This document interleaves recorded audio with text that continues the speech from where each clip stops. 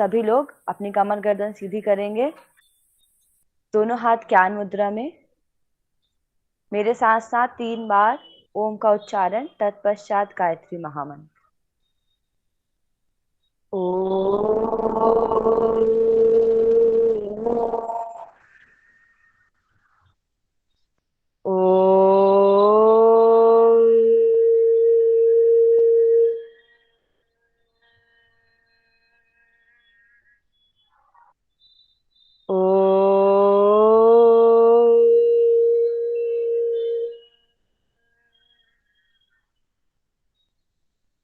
ॐ भूर्भुवः स्वः तत्सवितुर्वरेण्यं भर्गो देवस्य धीमहि धियो यो नः प्रचोदयात्। Very good. अपने दोनों हाथों को रब करेंगे, पूरी बॉडी पे लगाएंगे। Again rub your both palm, put your palm on your eyes. Very good. Now open your eyes। ठीक है, तो देखिए अभी जितने जुड़े हैं लास्ट तक उतने ही रहेंगे। ठीक है सभी लोग। आज आपका टॉपिक क्या है पहले कोई भी मुझे बताएंगे? मैं 2-3 दिन से मैसेज कर रही हूँ, तो आई थिंक आपको टॉपिक पता चल गया होगा। एनीवन टाइप कर दीजिए या फिर अनम्यूट करके बताएंगे। What is your topic today? आवाज तो आ रही है ना मेरी? Voice is proper now? Ma'am, योग के आधारभूत तत्व। Yes very ma'am. गुड। तो बाकी लोग क्यों नहीं बोल रहे भाई, मैसेज क्यों नहीं कर रहे? ठीक है, तो आज आपका टॉपिक है बेसिक योग के आधारभूत तत्व। तो आप लोगों ने योग में अभी तक क्या क्या पढ़ लिया है, या फिर आपकी पहली या दूसरी क्लास है ये सेमेस्टर की? बेसिक योग के आधारभूत तत्व, हाँ आधा, दोनों इंग्लिश हिंदी दोनों। फर्स्ट क्लास है, ठीक है। तो एंथुसियास्टिक रहिए थोड़ा सा क्लास को पढ़ने में। तो आप न्यू ईयर के साथ न्यू ईयर में अपनी क्लास स्टार्ट करने जा रहे हैं। मैं आज आप लोगों को बहुत बेसिक इंट्रोडक्शन दूंगी कि हमें पढ़ना क्या है एक्चुअल में, और हमारे सिलेबस में क्या क्या है। ठीक है, आपका मैक्सिमम सिलेबस जो है वो नेट से रिलेटेड है। फर्स्ट सेमेस्टर का फर्स्ट टॉपिक जो है फंडामेंटल, ठीक है, उससे भी क्वेश्चन बहुत ज्यादा आते हैं। लोग सोचते हैं कि नॉर्मल टॉपिक है, कर लेंगे लास्ट में, बट उससे बहुत सारे क्वेश्चन आने लग गए हैं अब, क्योंकि लोगों का ध्यान थोड़ा बंटने लग गया है मेन सब्जेक्ट्स में। तो इससे पता चलता है वहां एंटी वालों को कि आप लोग इस पे ध्यान नहीं दे रहे हैं, तो इससे क्वेश्चन ज्यादा पूछे जाते हैं। ठीक है, तो इस बात का आप लोग ध्यान रखेंगे और फर्स्ट यूनिट को अच्छे से पढ़ेंगे। तो मैं आप लोग को पहले प्रेजेंट कर देती हूँ, आप मुझे बताइएगा स्क्रीन प्रेजेंट हो रही है नहीं। ठीक है, मैं अब आपकी देख नहीं पाऊंगी मैसेज, क्योंकि मैं स्क्रीन प्रेजेंट करने जा रही हूँ। तो आप अनम्यूट करके कोई भी मुझे बोल दीजिएगा। ठीक है, ओके। Yes ma'am. मेरी स्क्रीन प्रेजेंट हो रही है ना? Yes ma'am. जी। ओके, ठीक है। तो चलिए आज का हमारा जो टॉपिक है, सबसे पहले मैं आपको थोड़ा सिलेबस का ओवरव्यू दे देती हूँ, जिससे आपको ऐसा ना लगे कि हमारा टॉपिक बहुत टफ है, क्लास बहुत टफ जानी है। ऐसा कुछ नहीं, सबसे सिंपल टॉपिक है ये। ठीक है, तो आपका जो फर्स्ट पेपर है, पहली बात तो आपका फर्स्ट सेमेस्टर है, इसमें आपके 6 सब्जेक्ट्स हैं। ठीक है, तो फर्स्ट पेपर है आपका फाउंडेशन ऑफ योग, जिसको योग के आधारभूत तत्व कहते हैं। दूसरा है हठ योग। तीसरा है श्रीमद् भगवत गीता और सांख्यकारिका। फिर है आपका ह्यूमन बायोलॉजी, फिर योगा प्रैक्टिकल और ह्यूमन बायोलॉजी का प्रैक्टिकल। ठीक है, अब जो मेरा सब्जेक्ट है आपके लिए अभी, वह है फाउंडेशन ऑफ योग, जिसको हम थोड़ा सा समझेंगे है क्या एक्चुअल में। तो आपको किस, वैसे मैं दोनों लैंग्वेज में पढ़ाऊंगी, कौन सी लैंग्वेज ज्यादा प्रेफर करेंगे आप, इंग्लिश या हिंदी? बोल दीजिए। Hindi ma'am. Hindi ma'am. Hindi ma'am. Hindi, okay Hindi. ठीक है। चलिए तो मैं हिंदी में ही सिलेबस निकाल लेती हूँ। ठीक है, हिंदी में सिलेबस नहीं दिया है क्या इन्होंने? एक सेकेंड रुकिए। नहीं दिया होगा तो फिर मैं इंग्लिश में ही बोलूंगी, बट हिंदी वो इतना सिंपल है कि समझ में आ जाए। Yes ma'am. जी नहीं, कोई बात नहीं, सिलेबस तो इतना सिंपल है कि इंग्लिश में भी समझ में आना है वो। ठीक है, देखिए, तो हमारा जो सिलेबस है उसमें 5 यूनिट्स हैं आपके पास। ठीक है, और हर यूनिट में आपका एक एक टॉपिक जो है वो थोड़ा ब्रीफ में है। पहला जो यूनिट है वो आपको जो भी चीज पढ़ाई जाएगी आगे जो आपको लगनी है पूरे नेट के सिलेबस में, उसका थोड़ा थोड़ा इंट्रोडक्शन, ठीक है। तो आपको फाउंडेशन में केवल इंट्रोडक्शन पढ़ना है, एकदम डीप में नहीं जाना। इसको जब हम नेक्स्ट पढ़ेंगे, अदर सब्जेक्ट पढ़ेंगे, तो इसी को हम ब्रॉड करेंगे, इसी को आगे हम समझाएंगे, ठीक है। तो general introduction of yoga and Indian philosophy है आपका, मतलब कि योग के विषय में आपको प्रस्तावना पता होनी चाहिए, योग है क्या, योग की परिभाषा क्या है, योग कहाँ से आया, और उसके बारे में उसकी फिलोसफी, ठीक है, दर्शन शास्त्र। तो इसमें देखिए, आपको सबसे पहले बहुत बेसिक क्वेश्चन हर जगह पूछा जाता है। योग आप लिए हैं तो योग की डेफिनेशन क्या है, उसके साइकोलॉजिकल एस्पेक्ट क्या है, हिस्ट्री मतलब इतिहास, योग आया कहाँ से, उसका विकास क्रम कैसा रहा, उसकी इटिमोलॉजी बताएगी। इटिमोलॉजी मतलब तर्कशास्त्र या फिर तत्व मीमांसा, कि कहाँ से आया, उसका वर्ड मीनिंग क्या है, फिर बताया गया है। नेक्स्ट है आपका 1 minute, general introduction of school और स्ट्रीम। ओके, इसके बाद है आपका next silent feature of Indian philosophy. और जिसमें इसमें क्या है आपका, जो इंडियन फिलोसफी हमारी बताई गई है जिसको भारतीय दर्शन कहते हैं, उसमें हमारे कुछ कुछ ब्रांचेस है। दर्शन में आस्तिक दर्शन और नास्तिक दर्शन दो बताए गए हैं, जिसके बारे में हमको पढ़ना है, ठीक है। फिर इसमें आपको इंडियन फिलोसफी, और नेक्स्ट आपको प्रस्थान त्रय और पुरुषार्थ चतुष्टय, ये आपकी फर्स्ट यूनिट का थोड़ा बहुत जो है ओवरव्यू है, ठीक है। अब आपको क्या करना है, इनको सब्जेक्ट को, आपका पहला काम तो यही है, आज से ही मैं आपको काम दूंगी कि आप आज जितना मैं आपको पढ़ाऊंगी वो प्लस आपका सिलेबस, ठीक है। जो यूनिट फर्स्ट है आपकी, उसका सिलेबस आपको पढ़ के आना है, क्या सिलेबस है, ठीक है। इतना समझ में आया आप लोगों को? Yes ma'am. मैम। ओके, तो सिलेबस आपको ना याद होना चाहिए, ठीक है। आपको आपका सारा सिलेबस जो है याद होना चाहिए, पहली बात तो ये, ठीक है। अब मुझे बताइए, ठीक है, हमारे पास 10 लोग हैं अभी, योग से जनरल मीनिंग बताइए, योग से आप क्या समझते हैं, क्यों आपने योग चुना, और योग लेने का कारण क्या, और योग से समझते क्या हैं आप, ठीक है। मैं अपने आप से मैं खुद पूछती हूँ, ठीक है।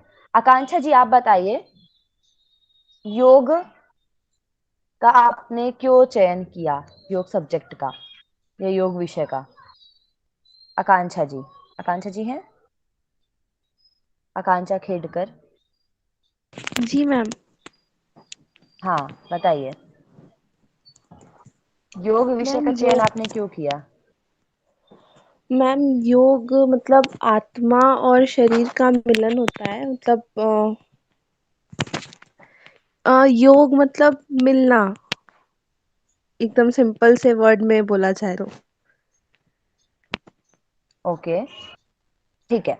अब मुझे बताएंगे दिव्या कि योग, ठीक है, इन्होंने बताया मिलना होता है, आप क्या समझती हैं योग से? दिव्या आप बताएंगी।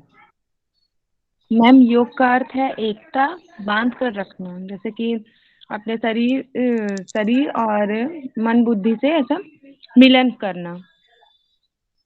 अच्छा, वेरी गुड, ठीक है। चलिए, अब राखी मनिकपुरी जी आप बताइए मुझे, योग का अर्थ क्या है? मैम योग यजु शब्द से बना है, यजु धातु से बना है, जिसका अर्थ होता है मिलना। और जैसे हमारे शरीर को वेरी गुड। परमात्मा से जोड़ने के लिए जो हम करते हैं, जो एकाग्र होने के लिए करते हैं, वो योग है, जिसको यजु बोलते हैं। अच्छा चलिए, बहुत बहुत अच्छे। नेहा जी आप मुझे बताइए कि अगर आपको सामान्य जनसंख्या को बताना है कि योग क्या है, ये तो आध्यात्म की भाषा में हो गया, ठीक है। अगर आपको सामान्य जनसंख्या को प्रेरित करना है योग के लिए, तो आप क्या बोलेंगी योग से मतलब? मैम सबसे पहले तो योग के बारे में बताऊंगी मैम, कि योग करने से हमको कौन कौन से हमारे स्वास्थ्य से संबंधित लाभ होते हैं, उसको मैं स्वयं करके ठीक है। दिखाऊंगी मैम। और सही रियलिटी बात भी है कि मैम योग करके ना अपने जितना भी डिप्रेशन हो, योग करेंगे ना तो डिप्रेशन अपने आप ही चला जाता है, मन में अच्छे नेगेटिव विचार नहीं आते, पॉजिटिव विचार ही आते हैं। अच्छा चलिए, ठीक है, मैं आपसे पूछती हूँ, आपसे नहीं, बहुत अच्छा बताया आपने। मैं पूछूंगी मनमोहन जी से, ठीक है? मनमोहन आदित्य, आप बताइए, आपने योग के सब्जेक्ट में एमएससी क्यों चूज किया? अगर आप योग लेना चाहते तो आप 1 महीने प्रैक्टिस भी कर सकते थे, फिर आपने एमएससी क्यों लिया? जी मैम, रिपीट करेंगे क्वेश्चन? आपने एमएससी क्यों, एमएससी या पीजीडीवाई जो भी आप लोग कर रहे हो, आपने वो क्यों लिया योग में? जी मैम, मैं जब डिप्लोमा किया जब इसका योग का, तो मेरे को काफ़ी इंटरेस्टिंग लगा। प्लस मेरे जो सब्जेक्ट टीचर हैं वो बोले कि आप इसमें थोड़ा सा और आगे बढ़िए। तो मेरे चल को लगा कि थोड़ा सा इसमें और किया जा सकता है, तो इसके लिए मैं ओके आगे इसमें चुना हूँ। और ओके, मैम, वेरी गुड। अगर मैं एक वर्ड में अगर इसका डिफिनेशन दूं तो होगा, आत्मा का परमात्मा से मिलन योग कहलाता है। ठीक है, चलिए। तो क्लास में 10 लोग हैं, किसी को ऐसा लगा कि आपका परमात्मा से मिलन हुआ हो? किसी को भी ट्राई ओन कर रहे हैं मैम। एक्सपीरियंस? चलिए, अगर हम जनरल नॉलेज में बोले, ठीक है, तो जनरल लैंग्वेज में बोले तो हम क्या करते हैं, खुद का ही परिष्कृत करने की कोशिश करते हैं, खुद को ही हम खुद के अंदर निखार लाने की कोशिश करते हैं। जब हम खुद को अच्छे तरीके से जान जाते हैं, खुद को स्वस्थ रखते हैं, तब हमारा अपने आप परमात्मा से मिलन हो जाता है। तो योग का सीधा संबंध ये नहीं है कि हम जाके केदारनाथ में बैठ जाएंगे या फिर परमात्मा से मिल लेंगे, ठीक है? हम खुद को समझ पाएंगे, हम खुद का परिष्कृत कर पाएंगे, खुद का डेवलपमेंट कर पाएंगे, तब योग होगा, ठीक है? तो योग के आधारभूत तत्व में आपको यही सभी चीजें बताई जाती हैं कि हम योग आखिर चुन क्यों रहे हैं, योग का मतलब क्या है, क्यों आया, जिससे आप बता सकें कि वेदों से आया है, वेद बहुत पुराने हैं, इसलिए हम योग को पढ़ते हुए आ रहे हैं, योग का क्या महत्व है, ठीक है? तो अभी मैं आप लोगों को, आपका लेक्चर चूंकि हम 10 मिनट लेट ज्वाइन किए हैं, तो हम 10 मिनट लेट तक क्लास लेंगे। तो आज से ही मैं आपकी क्लास स्टार्ट कर रही हूँ, सभी लोग ध्यान से पढ़ेंगे। बहुत सिंपल सब्जेक्ट है योग, पढ़ने से ज्यादा आप समझने की कोशिश करेंगे, महसूस करने की कोशिश करेंगे, तो बहुत सिंपल सब्जेक्ट है, ठीक है? बिल्कुल बर्डन नहीं लेना, एकदम मजे मजे में क्लास करनी है सारी, और याद करने। जी मैम, आप हाँ हमको राखी जी। सिलेबस दे दीजिएगा, सिलेबस हमारे पास है, इसमें आया नहीं है सर। अच्छा, तो सिलेबस नहीं आया अभी आप लोग को? ठीक है ठीक है, ओके, कोई बात नहीं। सिलेबस जो है मैं भेज दूंगी आप लोग के ग्रुप जी में, ठीक ठीक है। है?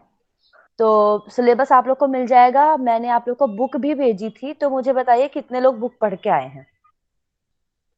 यस मैंने उसे मैम, पेज नंबर भी मेंशन किया था। 6 तक पढ़ के आना बोले थे ma'am, yes ma'am. Page number 6 हाँ, तक। 6 तक। तो कौन कौन पढ़ के आए हैं, हैंड रेस कर दीजिए या फिर मैसेज कर दीजिए। मैम, कौन मैं नहीं कौन पढ़ पढ़ के पाई आए हैं? हूँ। अच्छा, प्रतीका जायसवाल, संगीता रात्रे जी पढ़ चुकी हैं, वेरी गुड। और नेहा प्रधान पढ़ चुकी हैं, वेरी गुड। आप लोग पढ़े हुए हैं, बहुत अच्छा। मैं नहीं पढ़ पाई हूँ, कोई बात नहीं। जो नहीं पढ़ पाए हैं वो पढ़ने की कोशिश करिए, जो पढ़ लिए हैं उनके लिए वेरी गुड, ठीक है? चलिए, तो अब मैं क्वेश्चन आंसर आपसे नहीं पूछूंगी, मैंने आप लोग को इसलिए पढ़ने को बोला था कि आपको जो है समझ में आए। नेक्स्ट क्लास से हम क्वेश्चन आंसर करेंगे, आज मैं थोड़ा आपको इंट्रोडक्शन या डेफिनेशन ये सब समझाऊंगी, ठीक है? तो नोट करने से ज्यादा आप समझने की कोशिश करिएगा। आपके पास बुक्स है, आप अपना सेल्फ टाइम निकालिए, शाम को आप बना सकते हैं नोट्स अपनी, ठीक है? कोई बर्डन नहीं है, लेकिन अभी आप बिल्कुल भी नोट्स बनाने के चक्कर में सुने ना, ऐसा मत करिए, ठीक है? प्रेजेंट करूंगी मैं आपको स्लाइड, आप उसको देखिए, अच्छे से सुनिए और एक एक वर्ड को समझने की कोशिश करिएगा, ठीक है? और जो पढ़ के आए हैं उनको लास्ट में गिफ्ट मिलेगा। ठीक है, चलो। तो मैं स्क्रीन प्रेजेंट करती हूँ, बताइएगा आप लोग स्क्रीन प्रेजेंट हो रही है नहीं। ओके, एक सेकेंड रुकिएगा।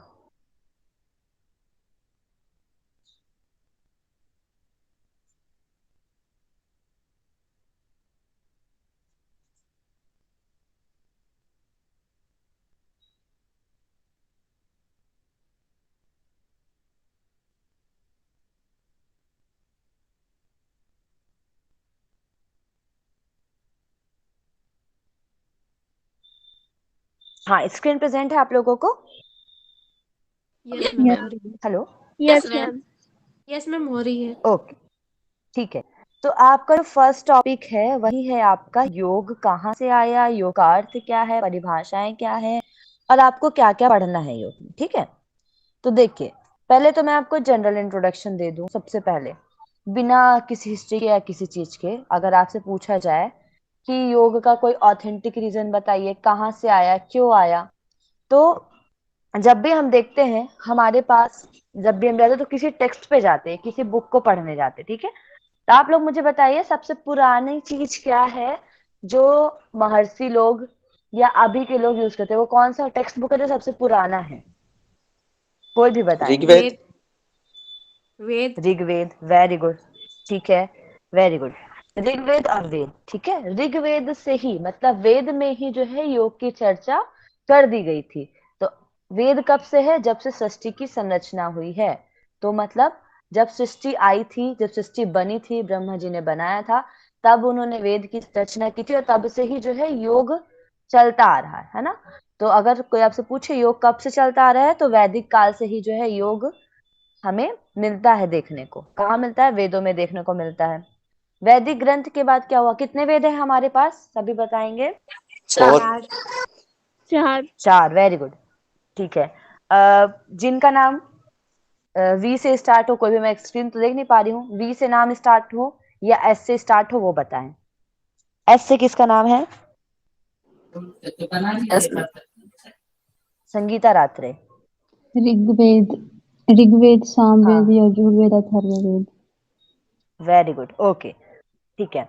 अब मुझे बताएंगे प्रतीक, प्रतीक है, प्रतीका है, याद नहीं मुझे, ठीक है, जिन्होंने हैंड रेस मैं किया था कि जी। जी। अब मुझे बताइए कि वेदों के बाद क्या आया है, कौन सा टेक्स्ट आया है? उपनिषद। कुछ पता है? दर्शन। उपनिषद, वेरी गुड। उपनिषद का दूसरा नाम क्या बोल सकते हैं हम? वेदांग या दर्शन। वेदांत बोलते हैं, ठीक है, वेदांत, ठीक है। वेदांत क्यों बोलते हैं हम उसे, उपनिषद को? सॉरी बताइए। मैम, ये तो नहीं पता। हम्म, मैम क्योंकि अच्छा, कोई बात नहीं। वेदों से ही निकला है, इसलिए वेदांत बोला जाता है। वेदांत वेरी गुड, ठीक है। उसके। वेदों के अंत में बना है, या वेदों का सार जिसमें बताया गया है, उसे हम उपनिषद कहते हैं, ठीक है। तो वैदिक ग्रंथ हो गया, उपनिषद हो गए, पुराण हो गए। उपनिषद कितने पता है आपको? कितने उपनिषद है मेन अभी? 108। वेरी गुड, ठीक है। पुराण कितने हैं? 18। 18। Very good, okay. दर्शन कितने हैं? 6। 6, वेरी गुड। 6 आस्तिक दर्शन है और 3 नास्तिक दर्शन है, नास्तिक। ठीक है। और अगर हम जोड़ी बना के बोले तो हमारे पास 3 आस्तिक 3 नास्तिक है, जो कि जब हम जोड़ी बनाते हैं तब, ठीक है। चलिए, जी मैम। ये तो हमारा, ये हमें पता चला कि योग जो है कब आया है, वेदों के काल से आया है, फिर उपनिषदों में उसका वर्णन किया गया है, ठीक है। अब योग शब्द का अर्थ, योग के बारे में किन्ने बताया था, क्या अर्थ है, ये क्वेश्चन आपको आपके थ्योरी में भी पूछा जाता है। नेट का जब एग्जाम होता था तो पहले, जब बहुत शुरू में नेट आया था, तब ऐसे क्वेश्चन पूछे जाते थे। अभी हमें जानना क्यों जरूरी है? क्योंकि हमको थ्योरी लिखना है, ठीक है। तो हमको एटलीस्ट उसका उत्पत्ति पता होना चाहिए। जब आप टीचर बनेंगे, असिस्टेंट प्रोफेसर बनेंगे, या पीएचडी करेंगे जिस सब्जेक्ट में भी, तो आपको इतना पता होना चाहिए, ठीक है। तो योग शब्द का अर्थ जो है पाणिनि जी ने बताया है। उन्होंने योग की व्युत्पत्ति युजिर योगे, ठीक है, युजिर योगे, युज समाधो, युज संयमने, इन 3 धातु से बताया है। कौन सी 3 धातुएं हैं? कोई भी एक बताएंगे? युजुर योगे, युज समाधो, युज संयम। हाँ, वेरी गुड, ठीक है। देखिए, तो ये आपकी जो है युजिर योगे, युज समाधो और युज संयमने, 3 धातुएं बताई गई। ये आपको बिल्कुल एकदम पढ़ लेना है, ठीक है। अब इसमें देखिए, प्रथम व्युत्पत्ति, अगर हम प्रथम व्युत्पत्ति की बात करें, 3 शब्द से व्युत्पत्ति हुई है। तीनों शब्द आपको प्रोनाउंसिएशन के साथ याद होना चाहिए, क्योंकि प्रोनाउंसिएशन बहुत ज्यादा जरूरी है, ठीक है, योग में। तो युजिर योगे, आप उसको युज योगे नहीं बोल सकते, उसको आपको युजिर योगे बोलना है। युज समाधो बोलना है, और युज संयमने, ठीक है। 3 धातुओं से बना है। अब इसमें जब हम पहली धातु की बात करते हैं, जिसका नाम है युजिर योगे, इसमें क्या बताया गया है? प्रथम व्युत्पत्ति के अनुसार योग शब्द का अनेक अर्थों में प्रयोग किया जाता है। क्योंकि उन्होंने क्या बोला? योगे, मुझे बताया था सबसे पहले, मैंने पूछा था योग का मतलब क्या होता है, तो किसी ने मुझे बताया था कि जुड़ना होता है, मिलना होता है, या मेल। तो प्रथम व्युत्पत्ति के अनुसार यही बताया गया है, जोड़, मेल और मिलना। ठीक है, एक सेकेंड। तो ये आपको 3 अर्थ बताए गए हैं, जोड़, मेल और मिलना। इसी आधार पर हम क्या बोलते हैं, जीवात्मा और परमात्मा का मिलन ही योग कहलाता है। ठीक है, ये तो हमारी पहली डेफिनेशन हो गई जनरल अर्थ के अकॉर्डिंग। ठीक है, इतना समझ में आया। इस संयोग की अवस्था को ही हम क्या कहते हैं, समाधि। जब जीवात्मा और परमात्मा दोनों का संयोग हो जाता है, जीवात्मा मतलब हम व्यक्ति जो है, हमारी आत्मा का, और जो परमात्मा है, या तो हम कहें हमारी अंतरात्मा, या फिर जो परमात्मा है, परब्रह्म है, इनके मिलन को ही हम समाधि कहते हैं। ठीक है, अब जो कि जीवात्मा और परमात्मा की समता है, जब ये दोनों समान मात्रा में हो जाते हैं, तब हम इसको बोलते हैं समाधि। कोई ऊपर कोई नीचे नहीं रहता, दोनों क्या होते हैं, समान मात्रा में होते हैं। ठीक है, इसको हम क्या कहते हैं, समाधि कहते हैं। अब देखिए क्या होता है, हमारे बहुत अलग अलग टेक्स्ट हैं, है ना। तो हर टेक्स्ट के अकॉर्डिंग जितने भी महर्षि हुए हैं, जितने भी ऋषि मुनि हुए हैं, सबने योग को अलग अलग तरीके से डिस्क्राइब किया है। अभी जो मॉडर्न एज के लोग हैं, उन्होंने अपने तरीके से डिस्क्राइब किया है कि योग क्या होता है ना। तो हमने सबके अकॉर्डिंग जो है देख लिया कि योग क्या होता है। अब हमको सबके अकॉर्डिंग डेफिनेशन जो है लिखनी भी पड़ती है और बताना ही पड़ता है। तो महर्षि पतंजलि जो है, जिन्होंने अष्टांग योग दिया है, जिनका बुक है आपकी पतंजल योग सूत्र, आपके सिलेबस में है, जिससे सबसे ज्यादा क्वेश्चन नेट में पूछे जाते। ठीक है, पतंजल योग सूत्र बुक से। तो उन्होंने क्या बताया है, योग शब्द को समाधि के अर्थ में प्रयुक्त किया है। ये क्वेश्चन पूछता है कि महर्षि पतंजलि ने योग को क्या बोला है। तो उन्होंने क्या बोला है, योग को, महर्षि पतंजलि जी ने योग को समाधि बोला है। समाधि। ठीक है, ओके। क्या बोला है योग को, एक सेकेंड रुकिए। अरे ये जो, एक सेकेंड। तो इन्होंने क्या बोला है, योग शब्द को समाधि बोला है। अब हम आते हैं नेक्स्ट। इन्होंने इन्हीं के ऊपर व्यास भाष्य जो है, व्यास जी जो है, उन्होंने अपना भाष्य लिखा। अब उनको क्या लगा, ठीक है महर्षि पतंजलि जी ने अपना तो ग्रंथ दे दिया, थोड़ा उसको विस्तार करके जो है मैं बताऊंगा तो लोगों को समझ में आएगा। तो उन्होंने उसी 195 सूत्र को बहुत अच्छे तरीके से डिस्क्राइब कर दिया। तो व्यास जी ने एक सूत्र ही लिख दिया, योग समाधि। ठीक है, ये क्वेश्चन पूछा जाता है, योग समाधि किसने बोला है। ठीक है, तो किन्होंने बोला है, व्यास जी ने, योग समाधि। ठीक है, और वाचस्पति मिश्र हैं, अलग अलग, मैंने आपको बताया अलग अलग लेखक। ठीक है, अलग अलग योग के महर्षि आए, उन्होंने अलग अलग बताया। तो वाचस्पति मिश्र जी हैं, उन्होंने भी योग समाधि के बारे में बताया। ठीक है, अब ये तो मैंने आपको पाणिनि के अकॉर्डिंग 3 बताए। चलिए मुझे बताइए पाणिनि के अकॉर्डिंग 3 कौन कौन से हैं, कोई भी एक याद हो तो, मैं आपको स्क्रीन प्रेजेंट नहीं करूंगी। पाणिनि के अकॉर्डिंग कोई भी 1, 2 या 3, कोई सी बताइए। युजिर योगे, हम्म, युज संयमने और युज हाँ, समाधो। Very good. ठीक है, देखिए, युज योगे, युज संयमने और युज समाधो। ठीक है, 3 धातुएं तो पाणिनि ने बताई हमें। ठीक है, अब हमें संस्कृत व्याकरण के अकॉर्डिंग ये पूछा जाता है। ठीक है, जो मैं आपको नेक्स्ट बता रही हूँ, संस्कृत व्याकरण के अकॉर्डिंग योग शब्द की उत्पत्ति बताई गई है, कैसे होती है। तो ये मैं आपको थ्योरी इसलिए पढ़ा रही हूँ क्योंकि अभी आपका एमएससी है, आपको लिखना पड़ेगा। नेट का होता तो एक ऑब्जेक्टिव क्वेश्चन है भाई, ऐसे लेमन लैंग्वेज में समझा दूंगी मैं, कोई दिक्कत नहीं, लेकिन आपको जब लिखना है तो आपको अच्छे तरीके से सब आना चाहिए। ठीक है, आप योग की हर भाषा को समझने की कोशिश करिएगा। ठीक है, और उसी भाषा में लिखने की कोशिश करिएगा। आपकी हिंदी ऐसी होनी चाहिए कि सामने वाला जो आप कॉपी चेक करे उसको देख के प्रसन्नता हो जाए। ठीक है, चलिए, तो संस्कृत व्याकरण के आधार पर योग की व्युत्पत्ति बताई गई 3 तरीके से। एक बताया गया है, युज्यते एतद इति योगः। ठीक है, युज्यते एतद इति योगः, इन्होंने क्या बताया है, कर्म कारक में योग शब्द का अर्थ चित्त की अवस्था। इन्होंने एतद मतलब होता है जब हम किसी का कर्म, 3 चीज होती है, कर्म, करण और कर्ता। ठीक है, जो कर्म किया जा रहा है। ठीक है, तो युज्यत एतद इति योग को हम कर्म कारक योग के रूप में लेते हैं, जहां चित्त की व्यवस्था है, चित्त की समस्त वृत्तियों में एकाग्रता आ जाती है। ठीक है, क्या काम है यहाँ पर चित्त का, चित्त क्या है अब आप पूछेंगे, कोई भी मुझे बताइए चित्त क्या है। मन। कोई भी एक व्यक्ति, मन। और बताइए कोई, एनीवन। मन, बुद्धि और अहंकार, जो हमारे 3 अंतःकरण है उसी को ही चित्त बोला जाता है मैम। अच्छा, और कोई?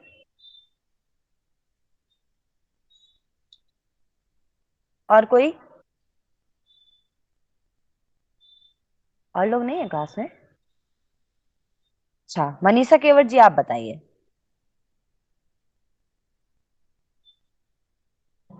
मनीषा केवट जी लेफ्ट कर दी, चलिए। माधी रेड्डी जी आप बताइए, क्या नाम है आपका? मधी रेड्डी जी, जो भी नाम है आप बताइए। कात्यायनी नाम है? जी जी मैम। अच्छा ठीक है, बताइए कात्यायनी जी। हाँ, चित्त एक सागर है मैम। अच्छा ठीक है, अगर आपसे कोई पूछे, चंदल इंसान, ठीक है, कोई भी व्यक्ति आपको पूछे चित्त क्या है, तो आप क्या बोलोगे? मन है। देखिए, मन है, ठीक है। अब जो आध्यात्मिक लोग हैं वो समझ जाएंगे चित्त क्या है, सागर है, मन है।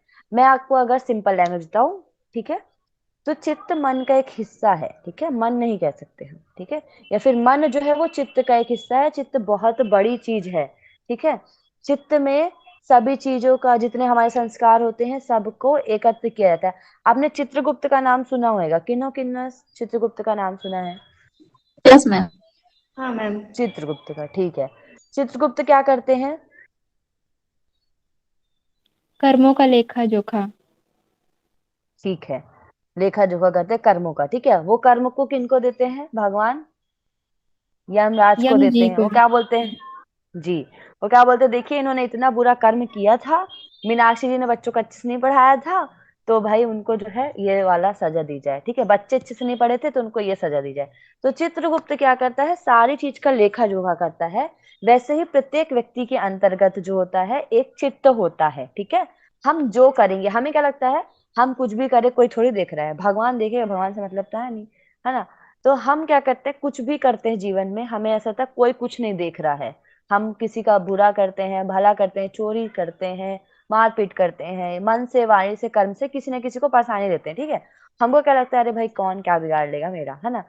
पर हमारा जो चित्त होता है वो सोई अवस्था में भी जो है जागृत रहता है, वो सब कुछ नोट करता है। हमारा मन एक बार को सो जाएगा, ठीक है, हम थक जाते हैं, रात को हमारा मन सो जाएगा लेकिन हमारा चित्त जागता था। आप जैसे कभी देखिए, अचानक से आपकी नींद रात को खुल जाती है, ऐसा लगता है कि अभी कुछ हुआ था, कोई निकला बगल से, तो ये आपका मन नहीं होता, ये आपका चित्त जो है कंटिन्यूटी में काम करता रहता है। आपका प्राण और आपका चित्त हमेशा जागृत रहता है। अगर आपकी प्राण बंद हो जाए तो आप निपट लेंगे, है ना। वैसे ही आपका चित्त है, चित्त बंद हो जाएगा तो वो एक कैलकुलेशन करता है, अगर वो नहीं करा कैलकुलेशन तो बाद में दिक्कत होगी, ठीक है। तो चित्त जो है जागा रहता है। अब जैसे चित्त सागर है, इन्होंने बोला ठीक है, चित्त सागर है क्योंकि वहां सब कुछ एकत्रित हो जाता है, कोई स्टोरेज नहीं, एक ही खत्म हो जाएगा। जो हो रहा है जन्म से लेके अंत तक वो सब कुछ स्टोर करता है, और निपटने के बाद भी, मतलब हमारी मृत्यु के बाद भी जो है वो हमारे साथ बना रहता है या किसी और के चित्त में जाता है, ठीक है। तो चित्त वो है। अब देखिए इसमें क्या बोला गया, चित्त की एक रूपता की बात की गई, ठीक है। बहुत आध्यात्मिक तो नहीं हो रहा है आप लोगों के लिए, समझ में तो आ रहा है? यस ये भी यस मैम मैम। बता आ रहा दीजिएगा, है। बोरिंग नहीं होना है बिल्कुल क्लास में। नहीं मैम। Class no ma'am. बहुत नहीं लग रहा। हाँ, जी मैम। वन वर्ड फ्लो नहीं होने चाहिए, ठीक है। क्लास डबल, अभी आपको कम्युनिकेशन, आपको नहीं शायद दूसरे क्लास को कम्युनिकेशन पढ़ाया होगा भावना जी ने, तो उसमें भी टू वे कम्युनिकेशन होता है तो अच्छा लगता है ना, वैसे ही होना चाहिए। चलिए, तो मैं आपको नेक्स्ट स्लाइड जो है प्रेजेंट करती हूँ, स्लाइड बताइएगा। ओके, तो देखिए यहाँ पे क्या बताया गया, चित्त समझ में आया आपको? अब यहाँ पर क्या होता है, जब चित्त की समस्त वृत्तियां, अब देखिए हमारा चित्त तो है, अब एक बार हमारे चित्त का क्या होएगा, हमारा चित्त चाहेगा, आप चाट फुल्की की दुकान में जाइए बढ़िया, आपको लगेगा नहीं भाई कोरोना चल रहा है अभी चाट फुल्की नहीं खाना चाहिए, और एक चित्त क्या बोलेगा, नहीं अभी तो चाट फुल्की नहीं खाएंगे तो मजा नहीं आएगा, चाट फुल्की खाना बहुत जरूरी है, ठीक है। तो हमारा, हम क्या करेंगे, जाके चाट फुल्की खाएंगे। तो ये जो वृत्तियां उठ रही हैं, जैसे किन्हीं ने बोला था सागर है, आप सागर में पत्थर डालिए, यह सागर तो कुछ नहीं होगा, लेकिन आप तालाब में पत्थर डालेंगे तो उसमें क्या होगा, एक रेबल्स बनने लग जाएगा, ठीक है ना। और तो वैसे ही सागर में क्या होती है, वेव्स उत्पन्न होती है, ज्वार भाटा जब हम कहते हैं, है ना, हमने पढ़ा है अपने स्कूल में, ज्वार भाटा उत्पन्न होता है वैसे सागर में। तो वैसे ही हमारा चित्त एक सागर की तरह है, उसमें वृत्तियां जो उत्पन्न होती हैं वो वेव्स होती हैं, ठीक है, एक अप जाती है एक डाउन जाती है। तो जब हम उन सबको एकदम समतल कर ले, जब सागर एकदम शांत रहता है तो आप आवाज सुनते होंगे एकदम शांति, है ना, और शाम का समय जैसे जैसे होने लगता है लहरें जो है वो बढ़ने लग जाती हैं। तो वैसे ही हमारा मन है, कभी एकदम से चंचल हो जाएगा कि हमको ये करना ही करना है, तो अब एकदम एकाग्र हो जाएगा। तो योग वही करता है, हमारा मन इधर उधर जितना भटका हुआ है, हम जहां भी मन को लेके, अभी किसी ने, नेहा ने बोला था कि मैम योग करके बहुत अच्छा लगा, डिप्रेशन दूर हो गया मेरा, या किसी का भी डिप्रेशन दूर होता है, या एंजाइटी। तो डिप्रेशन तो चलिए एक कंडीशन है जहां व्यक्ति वैसे भी शांत रहता है, ठीक है, तो और ही शांत हो जाएगा। लेकिन जब हम एंजाइटी या फिर गुस्से की बात करें किसी की, तो योग आपको सिखाता है कि आपको अपने अंदर की चीजों को कैसे शांत करना है, एकाग्र करना है। तो यहाँ पर वही बताया गया है कि समस्त व्यक्तियों में एकाग्रता आ जाती है। यहाँ पर योग शब्द का उद्देश्य के अर्थ में प्रयोग किया जाता है, ठीक है। तो ये भी पूछा जाएगा। पहली बात तो ये युज्यते एतद इति योगः कर्म कारक है, और दूसरा उद्देश्य के अर्थ में उपयोग किया था। क्या उद्देश्य है? वृत्तियों में एकाग्रता लाना, इसका उद्देश्य है, ठीक है, योग का। दूसरा धातु आती है आपकी, दूसरे व्युत्पत्ति बताई गई है, युज्यते अनेन इति योगः। इस व्युत्पत्ति के अनुसार करण, करण मतलब किसी भी पीछे, किसी चीज के पीछे का कारण क्या है, ठीक है। तो यहाँ पर क्या बताएगी, कारण की बात कर रहे हैं ना। तो यहाँ पर योग शब्द को उन्होंने एक साधन बताया है। देखिए, पेट्रोल आपकी गाड़ी में नहीं होएगा तो पेट्रोल चलेगा नहीं, सॉरी आपकी गाड़ी नहीं चलेगी। वैसे ही जब तक आपके जीवन में योग नहीं होएगा तो एकाग्रता आएगी नहीं। तो यहाँ योग एक साधन के रूप में कार्य कर रहा है, एक कारण है, ठीक है। अगर मान लीजिए आपके पास मिट्टी नहीं है तो आप घड़ा नहीं बना सकते, है ना। मुझे कोई भी एक एग्जाम्पल दीजिए कि किसी के पीछे कारण ना हो, ठीक है। अब मुझे कोई बताएंगे दही किससे बनती है? दूध से। दूध दूध से बनती है, ठीक है। मक्खन किससे बनता है? दूध से ही। दही से। दूध से। दूध से। मैम घी दही किससे को बनता है? फैन आता है वो मक्खन। हाँ, फिर मक्खन से क्या बनाते हैं हम? घी बनाते हैं, ठीक है। तो सबके पीछे कोई ना कोई कारण है ना, तभी तो वो बन पाया। वैसे ही घी हमको सबसे ज्यादा स्वादिष्ट और सबसे ज्यादा अनसेचुरेटेड, मतलब सब ज्यादा, अगर हम दूध नहीं पीते हैं तो लोग क्या बोलते हैं, दूध नहीं पीना है तो घी पी लो, या घी नहीं पीना है तो दूध पी लो। किसी किसी को दूध पसंद होता है, किसी को घी पसंद होता है, तो आपको जो है अच्छा लगेगा, ठीक है, आपकी सेहत अच्छी होगी। तो वैसे ही योग जो है एक तरीके का कारण है। अगर योग नहीं हुआ तो चित्त की वृत्तियां दूर नहीं होंगी। जैसे आप एलोपैथी डॉक्टर के पास जाइए, आपको हाथ पैर में दर्द हो रहा है, ठीक है, आप क्या किए, एलोपैथी डॉक्टर के पास गए, उन्होंने एक आपको दवाई दी बढ़िया, ठीक है, कॉम्बिफ्रेम दे दी या फिर पैरासीटामोल जो कि यूनिवर्सल दवाई है वो दे दी आपको, ठीक है। आपको थोड़ी देर के लिए पैर दर्द फीवर ठीक लगेगा, लेकिन फिर से वो दोबारा उत्पन्न हो जाएगा, है ना। तो आप क्या करते हैं, जब आप योगा की रेगुलर प्रैक्टिस करते हैं तो आपकी जितनी भी अकड़न है, शरीर के दर्द है, फीवर है, सर्दी है, सब कुछ दूर होता चला जाता है। तो योग जो है यहाँ पर साधन के रूप में कार्य करता है, ठीक है। इसलिए यहाँ पर बोला गया है योग शब्द साधनार्थ प्रयुक्त हुआ है। इसी आधार पर योग के विभिन्न साधनों को जो है, जैसे हठ, इसलिए हमें क्या बताया गया है, साधन तो है योग, लेकिन सब लोग सभी साधन नहीं कर सकते, ठीक है। अब जैसे मैंने आपको बताया था दूध का, ठीक है, जो व्यक्ति दूध नहीं पी सकता वो क्या करेगा? घी। जो व्यक्ति दूध नहीं पी सकता घी पिएगा। जो घी नहीं पी सकता वो क्या करेगा? दही पिए। दूध पिए। दही पिएगा। जो दही नहीं पी सकता वो क्या करेगा? मक्खन मक्खन खाएगा, खाएगा। ठीक है। मक्खन। तो सब लोग क्या करेंगे, अपनी क्षमता अनुसार चीजें लेंगे, ठीक है। अब जो लोग दही भी नहीं पी सकते वो छाछ बना के पी लेंगे, ठीक है। जो छाछ भी पसंद नहीं, भाई दही वड़ा खा लेंगे, वो उनको दही वड़ा पसंद है क्योंकि दही वड़ा खा लेंगे। तो हर व्यक्ति जो है अपनी क्षमता अनुसार, वो जिस लेवल में होता है उसके अकॉर्डिंग उस चीज का उपयोग करता है। तो वैसे ही हमारा जो योग है उसमें अलग अलग प्रकार के साधन बताए गए, अलग अलग प्रकार के मार्ग बताए गए, ठीक है। योग एक ब्रॉड सब्जेक्ट है। अगर हम योग की बात करें तो एक योग शब्द ही सब कुछ नहीं है, योग के अंतर्गत बहुत स्कूल है। जैसे आप महर्षि कॉलेज की बात करिए, ठीक है, आपने महर्षि कॉलेज में एडमिशन लिया, आपका योग सब्जेक्ट बस वहां पर नहीं होएगा, सबको ग्रेजुएशन करना है, ठीक है। तो किसी ने कॉमर्स सब्जेक्ट लिया, किसी ने इंग्लिश लिया, किसी ने हिंदी लिया, किसी ने योग लिया, किसी ने फिलॉसफी लिया। सब अपने ग्रेजुएशन तो सबको करना है भाई, सब योग से कर सकते थे, लेकिन सबने अलग अलग स्ट्रीम चुनी, ठीक है, जिसके लिए जो सहज रहा। हम क्या करते हैं जब हम 10th क्लास में होते हैं, आप मुझे बताइए मैथ किसको किसको पसंद है? मैथ किसको पसंद है भाई?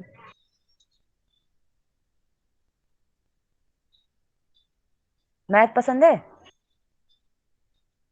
Yes ma'am. Yes ma'am, math ठीक है, पसंद है। ठीक है। तो किसी को मैथ पसंद है, किसी को बायोलॉजी पसंद है। तो हमको क्या करना, सबको ग्रेजुएशन है, लेकिन 11th के बाद हम क्या सोचते हैं, अरे भाई नहीं, हमसे मैथ नहीं हो पाएगा, बायोलॉजी बढ़िया है, रट्टा मारो, ग्रेजुएशन करना है, अपन बीएससी कर लेंगे, किसी में निकल जाएगा। तो हम अपने अकॉर्डिंग करते हैं। किसी को यूपीएससी करना है, वो क्या करता है, हिस्ट्री लेता है भाई, बड़ी मोटी मोटी बुक पढ़ना स्टार्ट करता है। अभी हिस्ट्री पढ़ लेंगे तो यूपीएससी के टाइम पे ज्यादा पढ़ाई नहीं करनी पड़ेगी। इंजीनियर जिसको बनना है वो 11th 12th में इंजीनियरिंग के लिए प्रिपरेशन करने लग जाता है, मैथ लेता है। तो हर व्यक्ति अलग अलग साधन का उपयोग करता है। वैसे ही योग में डिफरेंट डिफरेंट टाइप के साधन है आपके। उसमें क्या आपका हठ योग है, कर्म योग है, भक्ति योग है, ज्ञान योग है, ध्यान योग है। ये 3 प्रकार के योग तो आपको भगवत गीता में ही पढ़ने को मिल जाएंगे, ठीक है। कर्म योग, भक्ति योग और ज्ञान योग। अन्य योग आते हैं हमारे, ठीक है, जैसे कि महर्षि पतंजलि जी ने अष्टांग योग के बारे में चर्चा की है। अष्टांग योग ऐसे व्यक्ति के लिए है जो एकदम निम्न लेवल के हैं, जो कुछ नहीं जानते, जिनको योग के बारे में पता ही नहीं है, ठीक है। तो उनके लिए अष्टांग योग के बारे में उन्होंने बताया।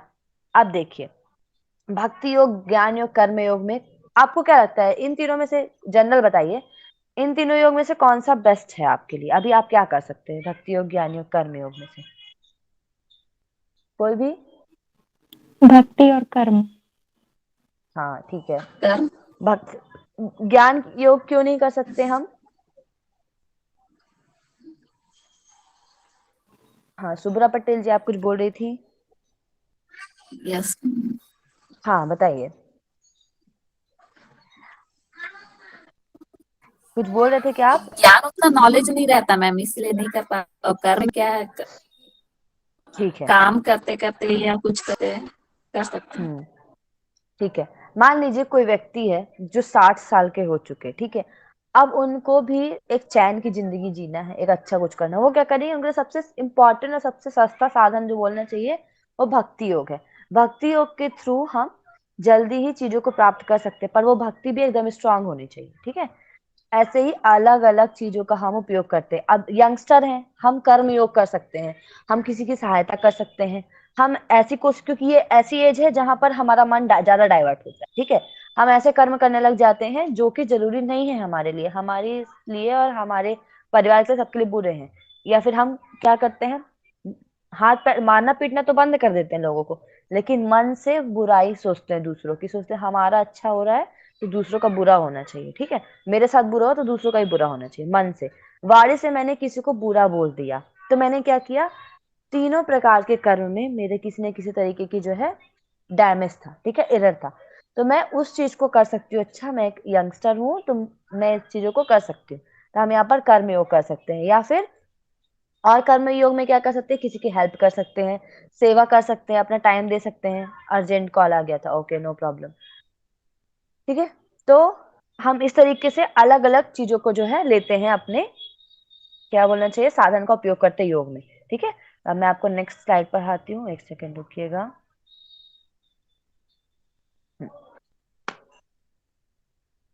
तो यहाँ पर इसलिए बताया गया हमारे पास क्या क्या साधन है, हठ योग है, मंत्र योग है, भक्ति योग, ज्ञान, कर्म आदि, जिसको हम हठ योग, मंत्र योग, भक्ति योग, ज्ञान योग ये सब कहते हैं, ठीक है। अब नेक्स्ट बताया गया तीसरा, युज्यते तस्मिन इति योग या अस्मिन इति योग। युज्यते अस्मिन इति योग, इसमें योग का अर्थ वह स्थान है जहां चित्त की वृत्तियों की एकाग्रता उत्पन्न की जाती है। यहाँ पर अस्मिन मतलब यहीं पर, तुरंत। अब वो एक स्थान को क्रिएट करना है, ठीक है। तो यहाँ पर अधिकरण कारक की प्रधानता बताएगी। पहले वाले में क्या था, कर्म के रूप में काम कर रहा था, दूसरे में योग कारण के रूप में काम कर था, यहाँ पर एक वो अधिकारी के रूप में काम कर रहा है कि यही वो स्थान है, यहीं पे आके जो आपकी चित्त जो है एकाग्रता होगी। तो यहाँ पर वो अधिकरण कारक के रूप में कार्य कर रहा है, ठीक है। तो ये तो आपका अर्थ हो गया। अब मैं थोड़ा डेफिनेशंस पे जाऊंगी, फिर हम नेक्स्ट क्लास कर लेंगे। अब देखिए, योग की परिभाषाएं हम पढ़ते हैं, तो ये तो अर्थ हुआ और उसका व्युत्पत्ति हुई, ठीक है। अब बताया गया भारतीय दर्शन में योग विद्या को सबसे ज्यादा बताया गया है। बहुत सारे ग्रंथ है, वेद उपनिषद, सब में अलग अलग डेफिनेशन दी गई है। तो सबसे पहले मैं आपको महर्षि पतंजलि की जो वेरी वेरी इंपॉर्टेंट डेफिनेशन है योग की, पूछता ही है कि कहाँ से आया, कौन से सूत्र है, ठीक है। तो याद करने की कोशिश करेंगे, आपको क्वेश्चन जो है पूछा भी जा सकता है, ठीक है। तो देखिए इसमें क्या बताया पतंजलि जी ने, योग चित्त वृत्ति निरोध। मैंने अभी आपको बताया था चित्त में वृत्तियां उत्पन्न होती हैं, ठीक है, उनका निरोध करना, उनको हटा देना। हम क्या करते हैं, आप नदी देखे होंगे, छत्तीसगढ़ से ना आप सभी, ठीक है, हीराकुंड डैम जानते होंगे, कौन कौन जानता है? Yes ma'am. Yes yes ma'am. Ma'am. ठीक है, और भी बहुत सारे और भी डैम्स होंगे हमारे पास। हम क्या करते हैं, डैम बनाते हैं और वहां पर क्या करते हैं, पानी के फ्लो को एक सही डायरेक्शन में लेके जाते हैं, या फिर पानी को कलेक्ट करते हैं कि वो यूज आए हमारे इलेक्ट्रिसिटी के लिए या किसी चीज के लिए। तो वैसे ही हम क्या करते हैं, एक निरोध लगा देते हैं कि अब यहाँ से फ्लो जो है वो सही डायरेक्शन में जाएगा। वैसे ही योग के द्वारा हम अपने चित्त वृत्तियों को निरोध करते हैं, उनको हटाते हैं। जैसे ही उनका निरोध होता है, वो हट जाती हैं या एकाग्र हो जाती हैं, तो हम उनको क्या बोलते हैं, योग कहते हैं। तो चित्त की वृत्तियों का निरोध करना ही योग है। योग चित्त वृत्ति निरोध है, योग के द्वारा चित्त वृत्तियों का निरोध ही योग कहलाता है, ठीक है, या फिर चित्त वृत्तियों का निरोध करना ही योग है। ऐसा महर्षि पतंजलि ने अपने जो योग सूत्र उन्होंने लिखा उसके पहले अध्याय के दूसरे सूत्र में बताया है। तो 1/2 में बताया गया, ठीक है। यहाँ पर चित्त का तात्पर्य अंतःकरण से, मैंने अभी आपको बताया था कि हमारा जैसे चित्रगुप्त होता है वैसे ही हमारा अंतःकरण है, वो सब कुछ नोट करता है, ठीक है। तो हमारा चित्त के तात्पर्य अंतःकरण से है। इसमें क्या होता है, बहकरण ज्ञानेंद्रियां जब विषयों का ग्रहण करती हैं, मन उस ज्ञान को आत्मा तक पहुंचाता है।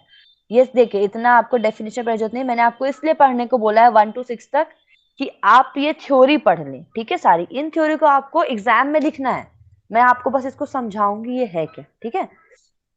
तो आप इतना समझ लीजिए कि चित्त में जितने भी विषय आते हैं हमारे, मैंने जैसे आपको पानी पूरी का एग्जाम्पल दिया था, पानी पूरी खाने जाते हैं हम, देखते हैं मार्केट गए हम कपड़ा खरीदने, लेकिन पानी पूरी का ठेला दिख गया हमको, बढ़िया एकदम मन कर गया भाई पानी पूरी खाना है। वहां पर से हम अपने मन को डर नहीं, अभी कोरोना चल रहा है, बाहर की चीज नहीं खाएंगे हम, ठीक है। तो आपने क्या किया, अपने चित्त को बाहरी विषय से हटा लिया, तो बाहरी विषय को क्या किया आपने, निरोध कर दिया। जैसे ही आप निरोध करेंगे तो आपकी चित्त वृत्तियां एकाग्र हो जाएंगी, यहीं पर योग है। सामान्य व्यक्ति ये नहीं कर सकता, बहुत कम लोग, या तो पैसा नहीं होगा तब कर सकता है इंसान, या उसकी आर्थिक स्थिति ठीक नहीं है तब। लेकिन सामान्य व्यक्ति अपनी इच्छाओं को दमन करता है, बाद में वो घुटता रहता है। लेकिन अगर कोई योगी या योग का शिष्य उस चीज को करता है तो वो दोबारा उस बारे में सोचता ही नहीं है कि अरे भाई कोरोना फुल्की छोड़ दिए थे, अरे नहीं खाता, डोसा खा लेते हैं, कोई बात नहीं, घर में बना के खा लें। तो अगर वो एक बार निरोध कर दिया तो दोबारा उसके जीवन में ऐसा कुछ होना ही नहीं है, ठीक है। अब आता है नेक्स्ट, योग के अर्थ को अधिक स्पष्ट करते हुए महर्षि पतंजलि जी ने कहा। अब देखिए उन्होंने, महर्षि पतंजलि जी ने 195 मतलब 195 सूत्र जो है दिए हैं अपने पतंजलि योग सूत्र में, जो कि सारे आपके लिए बहुत इंपॉर्टेंट है। जब पढ़ाऊंगी मैं या कोई और टीचर तो आपको सारे पढ़ने हैं, ठीक है। तो उसी के कुछ सूत्र जो है यहाँ पे बताए गए। इसमें तीसरा सूत्र जो है पहले चैप्टर का, वो क्या बताया गया, तदा दृष्टु स्वरूपे अवस्थानम। तदा मतलब वह, ठीक है, अर्थात योग की स्थिति में साधक, साधक मतलब हम हो गए या कोई भी पुरुष की चित्त वृत्ति निरुद्ध काल में केवल अवस्था की भांति चेतन मात्र रूप में स्थित होती है। देखिए ये बहुत हाई लेवल का बता दिया, ठीक है। अब मैं इसको आपको सामान्य भाषा में समझाऊं। जब आप योग करने लग जाते हैं, ठीक है, आप योग के प्रैक्टिस में, जैसे अभी मनमोहन जी ने क्या हुआ था, मैम मैंने डिप्लोमा किया तो मुझे लगा कि अच्छा है योग, तो मैंने MSc ज्वाइन कर लिया, ठीक है। वैसे ही जब हम किसी चीज की प्रैक्टिस करते जाते हैं, प्रैक्टिस करते करते एक ऐसी स्थिति आती है जब सारी वृत्तियां निरोध हो जाती, केवल एक चीज बचता है। जब जो जीवात्मा है उसका खेल खत्म, वो केवल परमात्मा, सब कुछ एक सा लगता है। जैसे हम बोलते हैं ना कि समुद्र में अगर कितना भी जल मिला दो सब समुद्र में मिल जाना है, ठीक है। तो वैसा ही है कि जब हम योग में जाते हैं तो योग में ही एकमात्र हो जाते हैं। तो बोला गया तद्व दृष्टि स्वरूप अवस्थान, अपना स्वरूप हमको दृष्टा की भांति लगने लगता है, मतलब हम स्वयं को भगवान लगने लगते हैं, लगने नहीं लगते, अहंकार नहीं होता इस चीज का यह हम महसूस करते हैं, और उसी को बोला जाता है परमात्मा से मिलन। ये नहीं होता कि हम भगवान शिव के अंदर जाके घुस जाएंगे, ठीक है, या फिर छेद होगा, प्रकाश आएगा एक और हम अंदर चले जाएंगे, ऐसा कुछ नहीं होता। हम खुद में इतने प्योर हो जाते हैं कि हम परमात्मा की तरह खुद को उसके स्वरूप में स्थित हो जाते हैं, ठीक है। तो ये यहीं पर बताया गया, दृष्टु मतलब जो देखने वाला है। देखने वाला कौन है? परमात्मा, ठीक है। स्वरूप अवस्था ना, उसके स्वरूप में स्थित हो जाना। तो जो व्यक्ति है, जो साधक है, योग करते करते परमात्मा के स्वरूप में स्थित हो जाता है, ठीक है। अब यहाँ पर योग के 2 प्रकार बताए हैं, ये आपके लिए आवश्यक नहीं है, ठीक है। अब मैं आती हूँ महर्षि, बस 2 मिनट की क्लास और लूंगी आपकी, उसके बाद छोड़ूंगी, ठीक है। महर्षि याज्ञवल्क्य ने क्या बताया है? संयोग योग उत्युक्तो जीवात्म परमात्मनो, संयोग योग उत्युक्तो जीवात्म परमात्मनो। अब इन्होंने क्या बोला? जीवात्मा और परमात्मा के संयोग की अवस्था का नाम ही योग है, ठीक है। तो महर्षि याज्ञवल्क्य जी थे। अभी मैं इनके, जब आपको हिस्ट्री पढ़ाऊंगी तो आपको महर्षि याज्ञवल्क्य जी के बारे में बताऊंगी, ठीक है। तो इन्होंने क्या बोला है? संयोग योग उद्युक्तो जीवात्म परमात्मा, मतलब कि जीवात्मा और परमात्मा के संयोग की अवस्था का नाम ही योग है, ठीक है। ये तो हो गया आपका। फिर अलग अलग उपनिषदों में अलग अलग डेफिनेशन है, तो ये डेफिनेशन ही दी गई है। आप लोग ये डेफिनेशन कल पढ़ के आएंगे, और जो डेफिनेशन आपको समझ में नहीं आती, पेज नंबर 6 तक आपको पढ़ के आना है, ठीक है। और जो भी डेफिनेशन नहीं समझ में आती है वो आप मेरे से पूछेंगे, ठीक है। 1 सेकेंड रुकिए।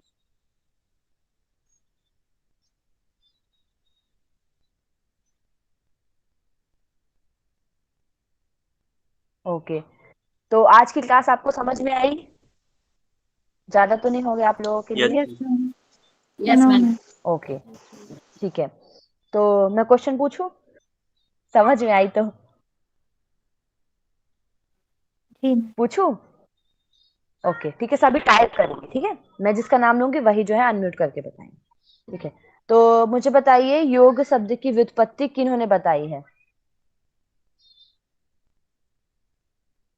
टाइप करेंगे और मुझे आंसर बताएंगे सुब्रा पटेल जी। बाकी सभी टाइप करिए। Very good. सुब्रा जी तक आवाज नहीं जा रही है, कोई बात नहीं। Pratika very good. Pritika, okay. Pritika very good. Akanksha very good. Parini ji ने बताई, ठीक है। पारिणी ने आपको 3 व्युत्पत्ति बताई। अब मुझे बताइए तीनों के नाम टाइप करिए। 3 जो व्युत्पत्ति है, जिनसे व्युत्पत्ति हुई है योग की, उनका नाम टाइप करिए। और बनीता गुप्ता जी आप बताइए तीनों के नाम।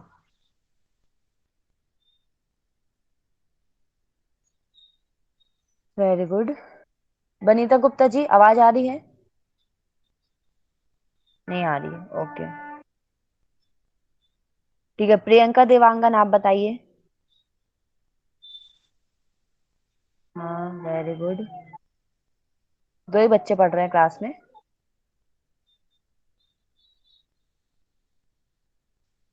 अच्छा, मैं अनम्यूट करने को बोली तो अनम्यूट क्यों नहीं कर रहे हैं आप लोग? ठीक है, कात्यायनी आप बताइए।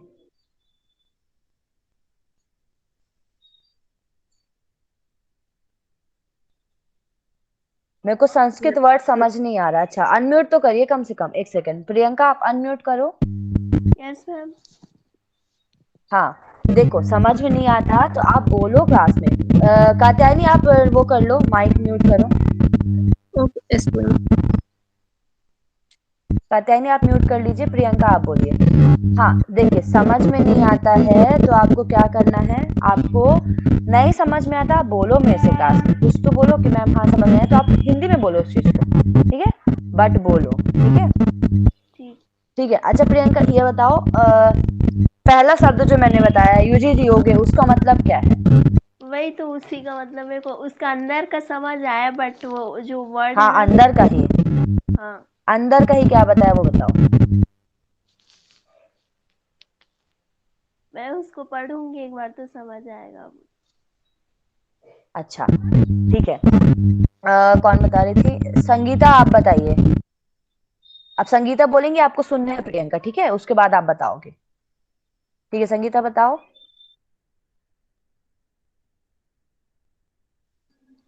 Yes ma'am. हाँ बताइए। हाँ, युजुर योगे का जो मतलब है उसका मतलब है जोड़ना मिलना या फिर मेल। मतलब जैसे वेरी कि गुड, आपने चल। बताया था कि जीवात्मा और परमात्मा का मिलन ही योग है, मतलब इसमें एक संयोग की हाँ, अवस्था होती है। वेरी गुड, ठीक है। अब प्रियंका बताइए आप। प्रियंका, जोड़ना हाँ बताइए। जोड़ना या मिलना हाँ,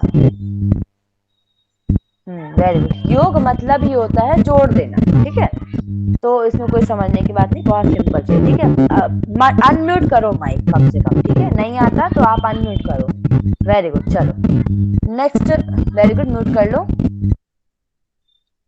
अब मुझे बताइए, मैंने संस्कृत की 3 व्युत्पत्ति बताई थी, तो कर्म कारक कौन सा है? कर्म युज्यते कारक, हाँ एतद वेरी गुड, इति योगः। Very good, okay. यहाँ पर कर्म क्या कर रहा है? योग द्वारा क्या कर्म किया जा रहा है?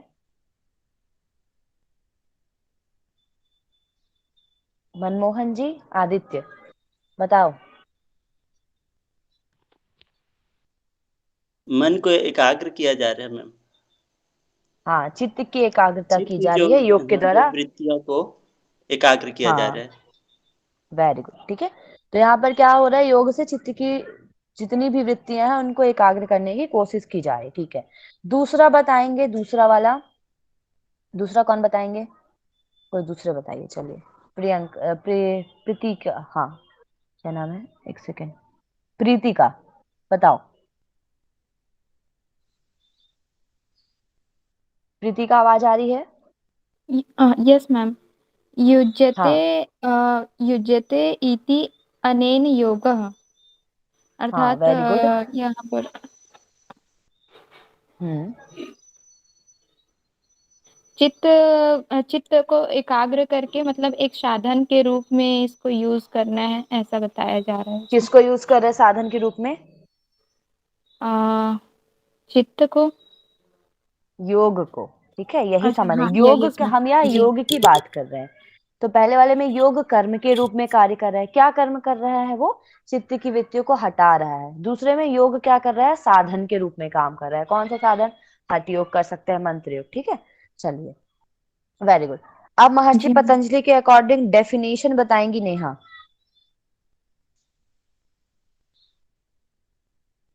नेहा, पतंजलि के अकॉर्डिंग डेफिनेशन बताइए। Yes ma'am. हाँ, चित्ति वृत्ति निरोधः। हाँ, योग चित्त वृत्ति निरोध है, हाँ। इसका मतलब? चित्त की वृत्तियों का निरोध करता है। जो हम लोग सोचते हैं, जो भी सोचते हैं हाँ, उसका हम लोग विरोध करते हैं। जैसे किसी भी प्रकार के हम किसी भी बात को सोचते हैं, एक पॉजिटिव पॉइंट और नेगेटिव पॉइंट, तो हमेशा पॉजिटिव की हम्म, ओर ही योग करने से जाता है मैम। हाँ, ये पॉजिटिव की ओर ले भी जाता है और निगेटिव को दूर करने की कोशिश करता है। वेरी गुड, ठीक है। तो आज की क्लास तो बहुत बेसिक थी। कल से थोड़ा फास्ट जाएंगे हम, ठीक है। मतलब मैं आप लोग को जल्दी जल्दी कराने की कोशिश करूंगी, और क्योंकि बहुत सिंपल टॉपिक है, ज्यादा ज्यादा चीजें पढ़नी है। तो पेज नंबर 6 तक सभी लोग डेफिनेशन अपने से पढ़ के आइए। जो डेफिनेशन समझ में नहीं आती है, जिसका अर्थ नहीं आता, वो मेरे से आप कल पूछेंगे, ठीक है। और आपका सिलेबस मैं भेज दूंगी, वो देख लीजिएगा आप लोग एक बार, ठीक है। ओके तो मैम। प्रेरणा, आप हैं क्या? नहीं तो मैं प्रेरणा को एक सेकंड रिकॉर्डिंग ऑफ करने को बोल देती। जी मैम। एक सेकंड। ठीक है। तब तक हम जो है मंत्र कर लेते हैं। सभी लोग अपनी कमर गर्दन सीधी करेंगे, आंखें सहजता से बंद।